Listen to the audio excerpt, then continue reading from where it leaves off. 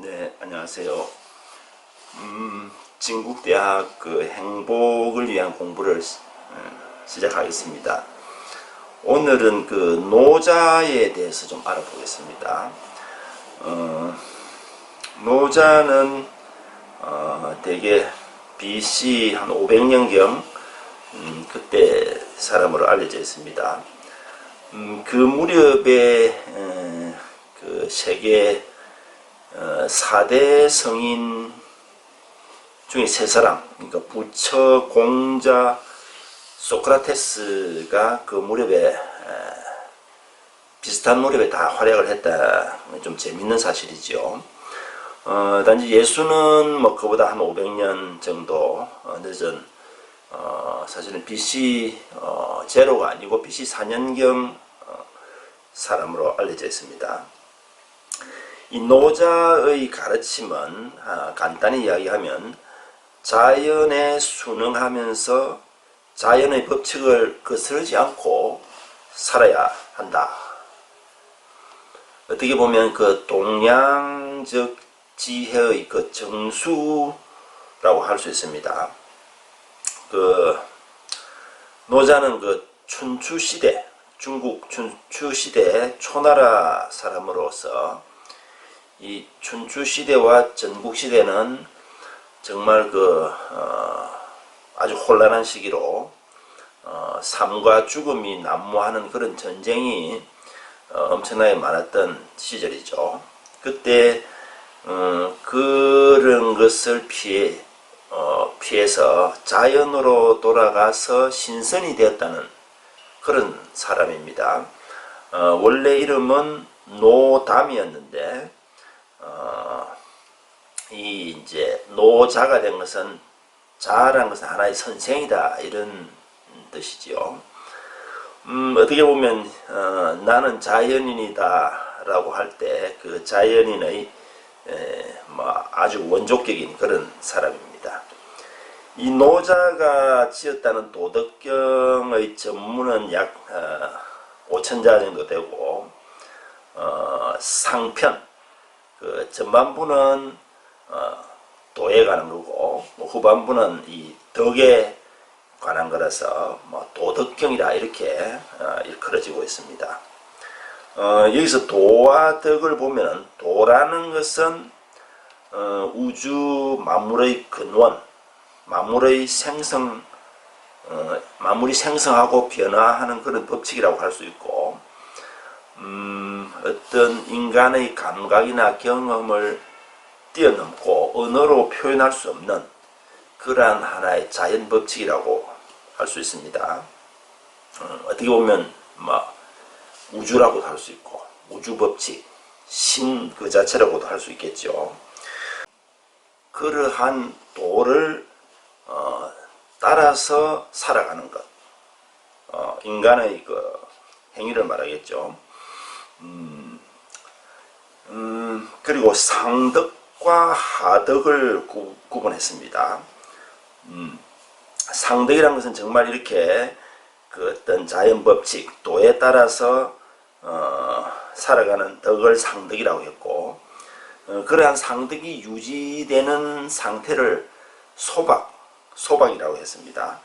그러니까 소박이라는 것은 어떤 꾸밈도 없는 존재 자체의 순수함을 뜻한다. 우리가 소박하다 하는 그런 말이죠.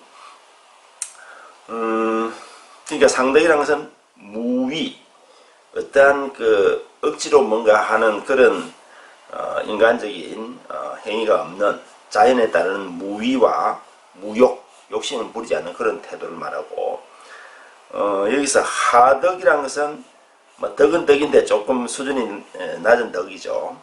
어떤 인위적인 노력이 있는 그런 덕, 유교에서 말하는 인의예지. 어떻게 보면 노자가 이 공자의 그런 사상을 조금 비하했다고나 할까요? 그 다음에 허정이라는 그런 용어가 나옵니다. 허정이라는 것은 빌허자의 고요할 정자죠. 마음을 비우고 고요하게 하는 그 무위의 공부라고 할 수 있습니다. 여기서 무위라는 것은, 위라는 것은 어떤 행동을 하는 거니까, 무위라는 것은 어떤 행동을 하지 않는다는 뜻인데, 그러니까 어떤 아무런 행동을 하지 않는 것이 아니라 그 자연 본성과 어긋나는 인위적인 자기를 강제하지 않고 자연의 법칙과 그 본성에 순응하는 자연 그대로의 모습을 말한다. 자, 이것은 어떻게 보면은 우리가 인간이라는 것은 욕망이 다 있죠. 그런데 이 욕망의 노예가 될 것인가, 아니면 욕망의 주인이 될 것인가. 욕망의 노예가 돼서 욕망에 따라서 허겁지겁 살아가느냐, 아니면은 그 욕망을 이렇게 노예처럼 편안하게 부릴 수 있는 그런 주인이 될 것이냐. 또 불교에서는 그 집착을 내려놓으라 그러죠. 어떻게 보면 현대 문명이라는 것은 이 욕망이 있다는 것을 인정하고 이 욕망을 어떻게 채울 것인가, 욕망을 채워나가는 그 기술, 방법, 이 계속 발달해 와서 현대 문명까지 왔다고 볼 수 있는데, 오히려 이런 노자나 불교에서는 욕망의 실체를 보는 거죠. 욕망의 실체를 보고 이것을 욕망을 비우고 내려놓고 내맡기는 것, 자연에 내맡기는 거죠. 어떻게 보면 이 자연이나 지금 현실 그 자체를 신이라고 볼 수도 있습니다. 근데 인간은 그 사고 능력이 있기 때문에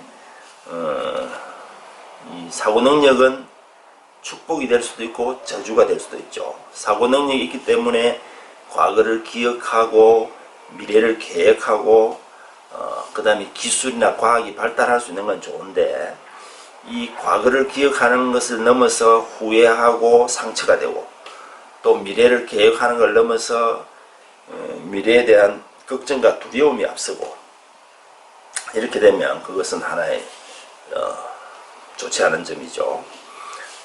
그래서 이 도덕경 중에 나오는 그 좋은 말로서 상선약수라는 말이 있습니다. 상선, 아주 최고의 선이란 말이죠. 가장 위대한 선은 약수, 약이란 것은 같다라는 뜻입니다. 수는 물이죠. 그러니까 가장 훌륭한 선은 물과 같다. 그래서 물에는 그 7가지 덕목이 있다고 합니다. 첫째는 물은 항상 낮은 곳으로 흐르죠. 그래서 그 겸손을 말하고, 또 물은 막히면은 옆으로 돌아서 갑니다. 그것은 지혜가 있는 것이죠. 그 다음에 물은 깨끗한 물뿐만 아니라 구정물까지도 받아들이는 그런 포용력이 있고, 어떤 형태의 그릇에도 담기는, 뭐 네모가 났든 둥근 것이든 담기는 그러한 융통성이 있고, 그 다음에 물방울이 계속 이렇게 물이 떨어지다 보면은 바위도 다 이렇게 깰 수가 있죠. 그래서 그러한 인내력이 있고, 또 이렇게 아주 절벽 같아서는 막 폭포처럼 이렇게 떨어질 수 있는 그러한 용기, 그 다음에 결국은 물은 흘러서 큰 바다로 다 들어가죠. 이것은 대의, 커다란 의로움이라는 뜻입니다. 대의가 있다. 그래서 이 노자의 도란 것은 그 물과 같다, 이런 말을 합니다. 이 세상에 물보다 더 부드러운 것은 없습니다. 그렇지만 또 물보다 더 강한 것도 없다고 할 수 있죠. 우리가 물을 생각하면 그 물태우가 저는 생각이 납니다. 노태우 대통령을 물태우로 했는데요. 1979년 그 10월 26일 12.6 사건으로 박정희가 사망을 하고 1980년 봄은 우리가 서울의 봄이라고 했죠. 그래서 전부 다 그 20여 년의 독재, 군사 독재 이후에 민주주의가 올 것이라고 생각했는데 다시 그 전두환, 그 당시 노태우도 가담을 했죠. 전두환 노태우의 그 1212 사태, 그 다음에 5.18 광주 사건, 수많은 희생을 치르고 다시 전두환의 그 철권 통치가 계속되었고, 결국 1988년에 노태우가 대통령에 당선되고 5년 동안 대통령 했는데, 그 이후에 김영삼, 김대중, 노무현 이렇게 대통령이 이어졌죠. 근데 이 노태우 시절은 그 물태우라고도 불렀는데 그만큼 사람이 좀 그 군 장성 출신이면서도 상당히 그 부드러운 점이 있었죠. 그래서 전두환, 박정희, 전두환 군사 독재 시절로부터 김영삼, 김대중, 노무현 이렇게 민주주의로 넘어가는 그 하나의 가교 역할을 했다는 생각이 듭니다. 물론 잘못한 점이 굉장히 많죠. 노태우는 그 1212 사태의 주역이고 전두환 그 군사 독재 정권의 하나의 그 조력자였죠. 아주 대단한 조력자였고 뭐 부정 축제도 많이 했고 잘못한 점이 많이 있습니다만은 그 군사 독재와 민주정부 사이의 로 넘어가는 뭔가 부드러운 그 어떤 물과 같은 그런 역할을 했다 하는 점도 충분히 인정해야 된다 생각합니다. 예, 오늘은 여기까지 하겠습니다. 감사합니다.